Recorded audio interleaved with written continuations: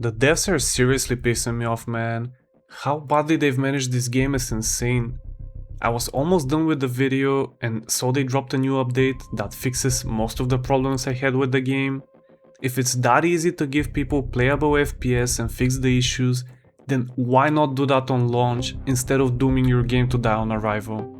It doesn't make any sense. I have a 7800X3D and 3080 Ti and I was dropping under 100 frames during raids and what's 2 FPS? Despite playing on 30% render resolution and the game looking like a smeary blob. It was horrible. I know to some 100 doesn't seem that bad, but it was unplayable.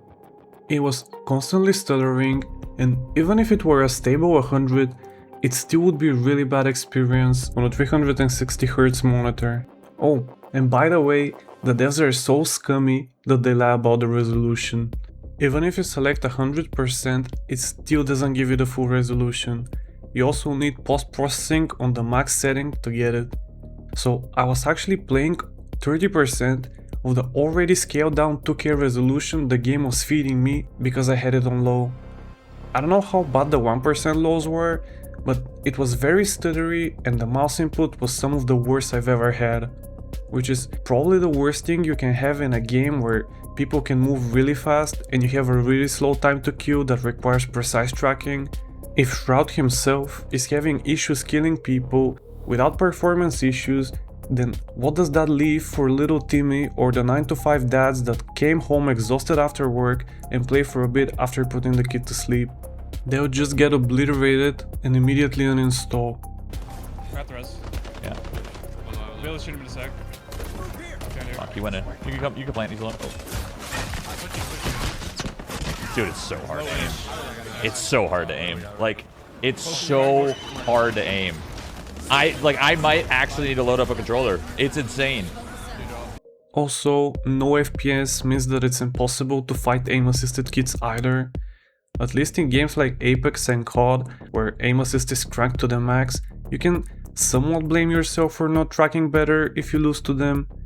Here you physically can't hit shit because your mouse has a 2 seconds delay. I was ready to quit the game after 2 hours as it simply wasn't fun not being able to play. While doom scrolling before bed though, I saw people were saying something about a config that boosted their FPS by 50. I didn't believe it, but what did I have to lose? If it works, then I can see if the gameplay is actually decent, and if it doesn't, then I just put it in the bin and move on to better games. I tried it the next day and it worked. The game looks like a PlayStation 2 abomination, and when I zoom in you literally can't see the crosshair. The visibility is horrible, but at least the mouse input is better. In raids it would still get stuttery, but it was playable now. I played 7 more hours and it has decent gameplay. It's not my favorite game, but it's also not a 1 out of 10. It's more like a 6. It's just not something I would play long term. I don't think this game mode is a winning formula. It'd be way more fun if they focused on the fun aspects instead of the raid loop, the open world fights with the horse mechanics. I just think the gameplay just flows much better during that period. It's a shame the devs fucked up the launch because, at its core, the game isn't terrible. The hate is valid, but it's mostly for the optimization. Gameplay wise, it's a decent game. It's a worse finals with an out of place capture the flag slap onto it, which doesn't sound that amazing when I say it out loud, and it isn't, but the movement and gunplay are decent. It was supposed to be an average game that is kinda niche because the skill floor and skill ceiling are actually quite high, which the casual gamers aren't comfortable with. It's the same issue the final struggles with despite being one of the best shooters on the market. And now that optimization has been kinda fixed, I believe even more that the game mode isn't it. The most fun I've had playing Highguard was fighting during the looting phase. I like it when the map is open and you can get into random fights you don't expect.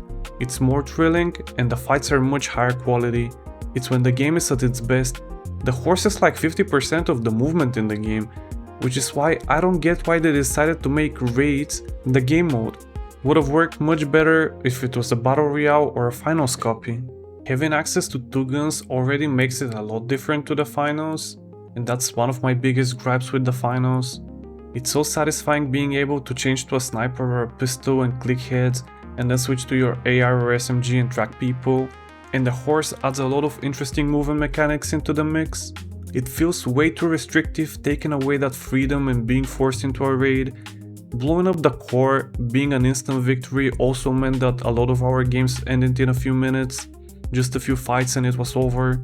Looting and mining is kinda pointless and boring, as you basically always get what you want. It's so bad and out of place that it feels like a placeholder.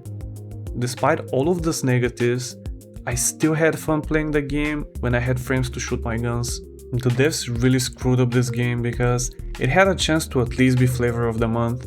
I don't know why they tried throwing Geoff under the bus when it's entirely their fault the game is in this shit place right now. In an interview with GameSpot, they alleged that they wanted to do a shadow drop, but Geoff persuaded them to reveal it at the Game Awards. They say the plan then became to reveal it at the show and not have anything until launch, regardless of reception.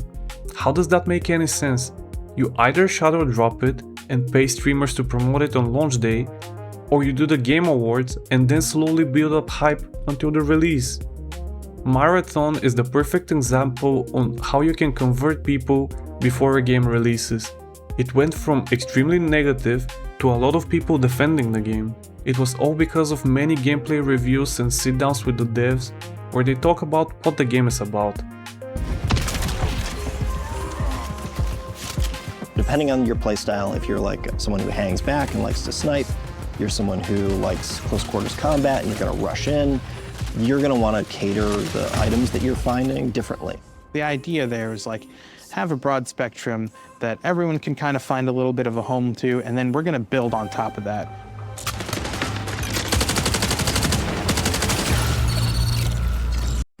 The trailers being really high quality further sells the idea that the devs probably put a lot of effort in the game if they're putting so much effort in the videos.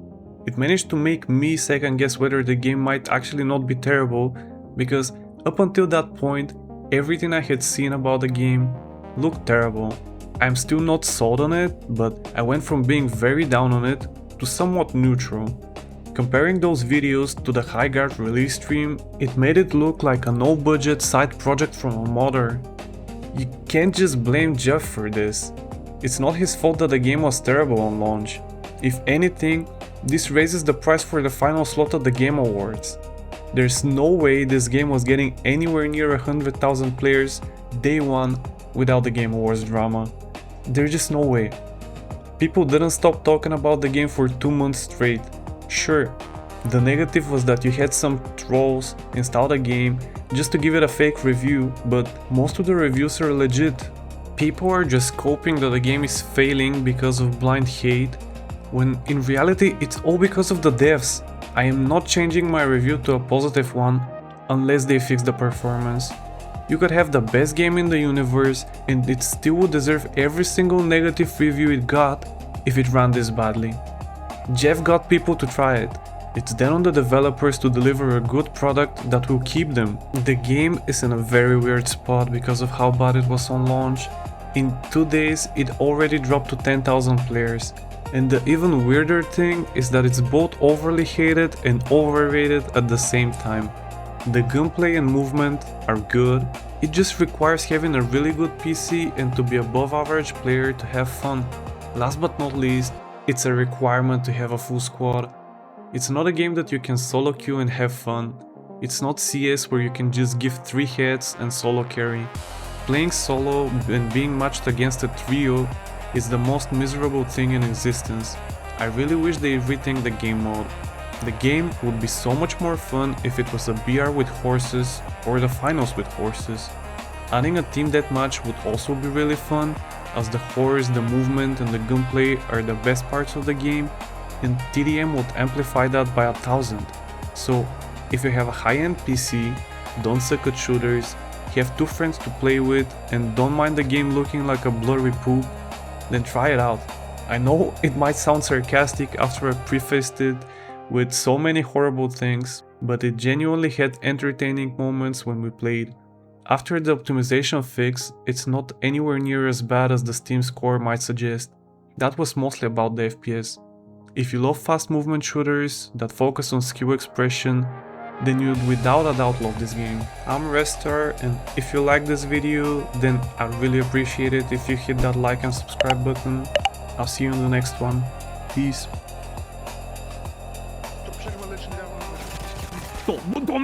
Tot controlar. Tot dracu ne controlar, ne znam kako beže dva. A su mrak instant.